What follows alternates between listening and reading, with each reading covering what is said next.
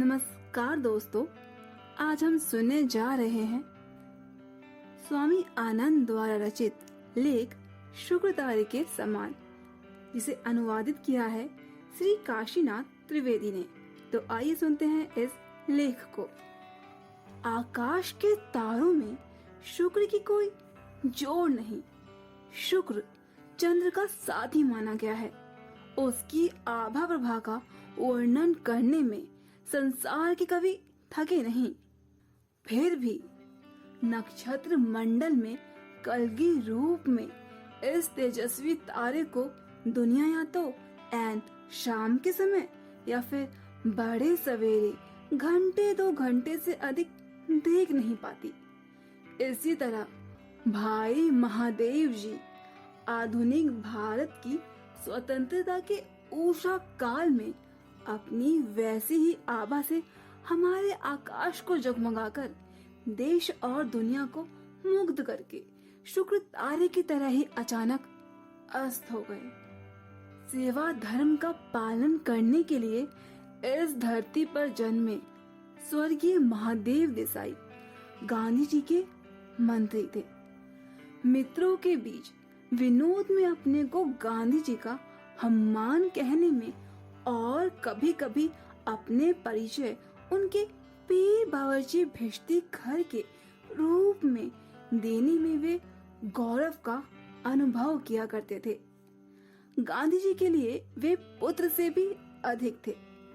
जब सन 1917 में वे गांधी जी के पास पहुंचे थे, तभी गांधी जी ने उनको तत्काल पहचान लिया और उनको अपने उत्तराधिकारी का पद सौंप दिया। सन 1919 में जलियांवाला बाग के हत्याकांड के दिनों में पंजाब जाते हुए गांधी जी को पलवल स्टेशन पर गिरफ्तार कर लिया गया था।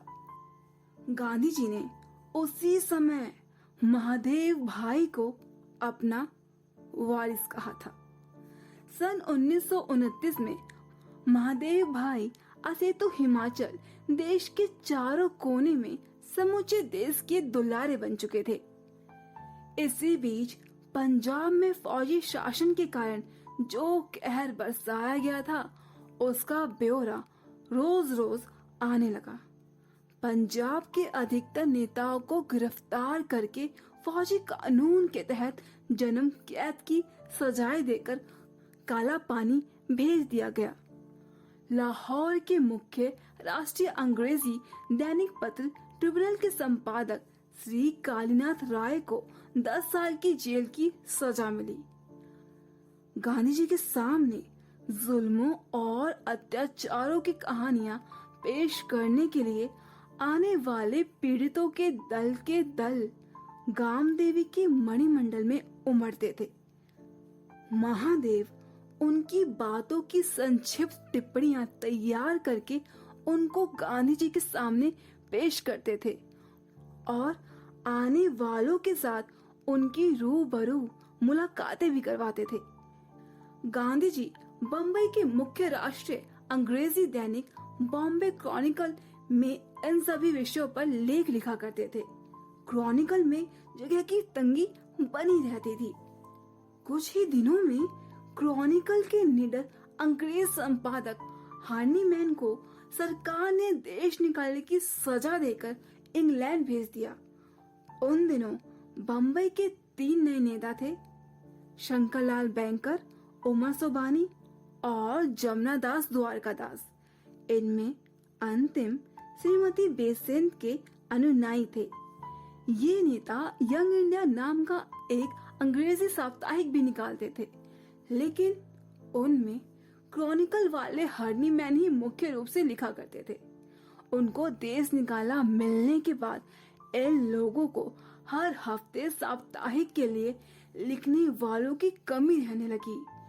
ये तीनों नेता गांधी जी के परम प्रशंसक थे और उनके सत्याग्रह आंदोलन में बम्बई के बेजोड़ नेता भी थे। इन्होंने गांधी जी से विनती की कि वो यंग इंडिया के संपादक बन जाए। गांधी जी को तो इसकी सख्त जरूरत भी थी। उन्होंने विनती तुरंत स्वीकार कर ली। गांधी जी का काम इतना बढ़ गया था कि साप्ताहिक पत्र भी कम पड़ने लगे। गांधी जी ने यंग इंडिया को हफ्ते में 2 बार प्रकाशित करने का निश्चय किया। हर रोज का पत्र व्यवहार और मुलाकातें, आम सभाएं आदि कामों के अलावा यंग इंडिया साप्ताहिक में छापने के लिए लेख, टिप्पणियां, पंजाब के मामलों का सार संक्षेप और गांधी जी के लेख, ये सारी सामग्री हम 3 दिन में तैयार करते थे। यंग इंडिया के पीछे पीछे नवजीवन भी गांधी जी के पास आ गया और दोनों साप्ताहिक अहमदाबाद से निकलने लगे। 6 महीनों के लिए मैं भी साबरमती आश्रम में रहने पहुंचा। शुरू में ग्राहकों के हिसाब किताब की और साप्ताहिकों की डाक में डलने वाले की व्यवस्था मेरे जिम्मे रही, लेकिन कुछ ही दिनों के बाद संपादक सहित दोनों साप्ताहिकों की और छापे खानों की सारी व्यवस्था मेरे जिम्मे आ गई। गांधी जी और महादेव का सारा समय देश भ्रमण में बीतने लगा। ये जहाँ भी होते वहाँ के कामों और कार्यक्रमों की भारी भीड़ के बीच भी समय निकालकर लेख लिखते और भेजते। सब प्रांतों के उग्र और उदार देशभक्त, क्रांतिकारी और देश विदेश के धुरंधर लोग, संवाददाता आदि गांधी जी को पत्र लिखते और गांधी जी यंग इंडिया के कॉलमों में उनकी चर्चा किया करते। महादेव गांधी जी की यात्राओं के और प्रतिदिन की उनकी गतिविधियों के साप्ताहिक विवरण भेजा करते थे। इसके अलावा महादेव देश विदेश के अग्रगण्य समाचार पत्र, जो आंखों में तेल डालकर गांधी जी की प्रतिदिन की गतिविधियों को देखा करते थे और उन पर बराबर टीका टिप्पणी करते रहते थे। उनको आड़े हाथ लेने वाले लेख भी समय समय पर लिखा करते थे। बेजोड़ कॉलम, भरपूर चौकसाई, ऊंचे से ऊंचे ब्रिटिश समाचार पत्रों की परंपराओं को अपनाकर चलने का गांधी जी का आग्रह और कट्टर से कट्टर विरोधियों के साथ भी पूरी सत्यनिष्ठा में से उत्पन्न होने वाली विनय विवेक युक्त विवाद करने की गांधी जी की तालीम, इन सब गुणों ने तीव्र मतभेदों और विरोधी प्रचार के बीच भी देश विदेश के सारे समाचार पत्रों की दुनिया में और एंग्लो इंडियन समाचार पत्रों के बीच भी व्यक्तिगत रूप से एमडी को सबका लाडला बना दिया था। गांधी जी के पास आने के पहले अपनी विद्यार्थी अवस्था में महादेव ने सरकार अनुवाद विभाग में नौकरी की थी। नरहरि भाई उनके जिगरी दोस्त थे। दोनों एक साथ वकालत पढ़े थे। दोनों ने अहमदाबाद में वकालत भी साथ साथ ही शुरू की थी। इस पेशे में आमतौर पर स्याहों को सफेद और सफेद को स्याही करना होता है, लेकिन इन दोनों ने तो उसी समय से टैगोर, शरदचंद्र आदि के साहित्य को उलटना पुलटना शुरू कर दिया था। त्रिकांदना, कच देवयानी की कथा पर टैगोर द्वारा लिखित विदाई का अभिशाप शीर्षक नाटिका, शरद बाबू की कहानियां आदि अनुवाद उस समय की उनकी साहित्यिक गतिविधियों की देन है। भारत में उनके अक्षरों का कोई सानी नहीं था। वॉइसरॉय के नाम जाने वाले गांधी जी के पत्र हमेशा महादेव की लिखावट में जाते थे। उन पत्रों को देख देख कर दिल्ली और शिमला में बैठे वॉइसरॉय लंबी लंबी सांस लेते रहते थे। भले ही उन दिनों ब्रिटिश सल्तनत पर कहीं सूरज ना डूबता हो, लेकिन उस सल्तनत के छोटे बादशाह को भी गांधी जी के सेक्रेटरी के समान खुशनवीश कहाँ मिलता था। बड़े बड़े सिविलियन और गवर्नर कहा करते थे कि सारी ब्रिटिश सर्विसों में महादेव के समान अक्षर लिखने वाला कहीं खोजने पर भी मिलता नहीं था। पढ़ने वालों को मंत्रमुग्ध करने वाला शुद्ध और सुंदर लेखन। महादेव के हाथों के लिखे गए लेख, टिप्पणियां, पत्र, गांधी जी के व्याख्यान, प्रार्थना प्रवचन, मुलाकातें, वार्तालापों पर लिखी गई टिप्पणियां, सब कुछ फुलस्केप के चौथाई आकार वाली मोटी अभ्यास पुस्तकों में लंबी लिखावट के साथ जेट की सी गति से लिखा जाता था। वे शॉर्टहैंड जानते नहीं थे। बड़े बड़े देशी विदेशी राजपुरुष, राजनीतिज्ञ, देश विदेश के अग्रगण्य समाचार पत्रों के प्रतिनिधि, अंतर्राष्ट्रीय संगठनों के संचालक, पादरी, ग्रंथकार आदि गांधी जी से मिलने के लिए आते थे। ये लोग खुद या इनके साथी संगी भी गांधी जी के साथ बातचीत को शॉर्ट हैंड में लिखा करते थे। महादेव एक कोने में बैठे बैठे अपनी लंबी लिखावट में से सारी चर्चा को लिखते रहते थे। मुलाकात के लिए आए हुए लोग अपनी मुकाम पर जाकर सारी बातचीत को टाइप करके जब उसे गांधी जी के पास ओके करवाने के लिए पहुंचते थे, भले ही उनमें कुछ भूले या फिर कमियां खामियां मिल जाए, लेकिन महादेव की डायरी या नोट बही में मजाल है कि कोमा मात्र की भी भूल मिल जाए।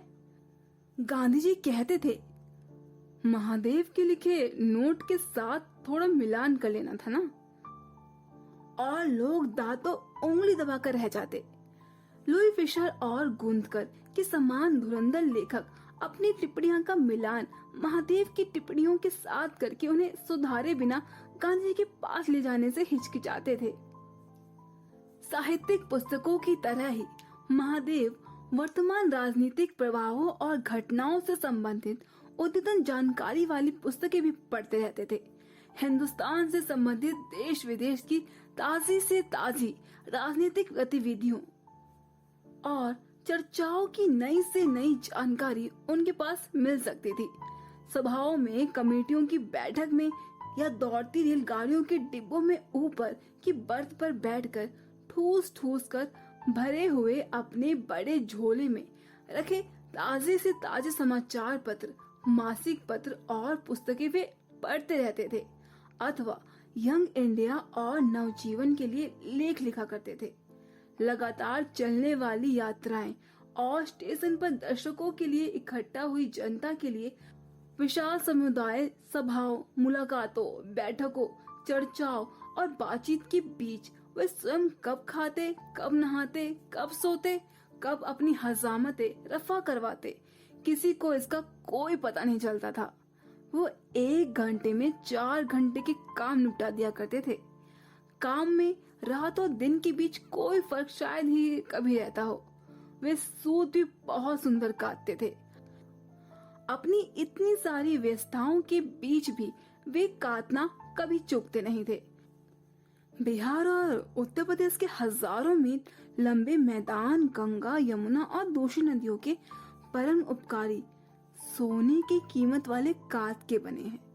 आप 100 कोस चल लीजिए, रास्ते में सुपारी फोड़ने लायक एक पत्थर भी कहीं नहीं मिलेगा।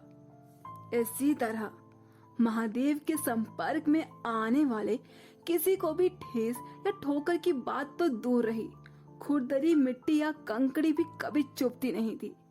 उनकी निर्मल प्रतिभा उनके संपर्क में आने वाले व्यक्तियों को चंद्र शुक्र की प्रभा के साथ दूधों नहला देती थी।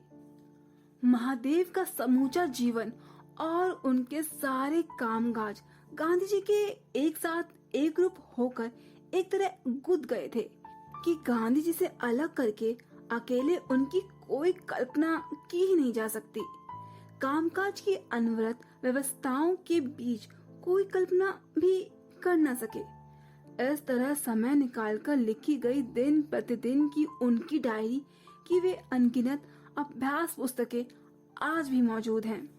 प्रथम श्रेणी की शिष्ट, संस्कार संपन्न भाषा और मनोहारी लेखन शैली की ईश्वरी देन महादेव को मिली थी।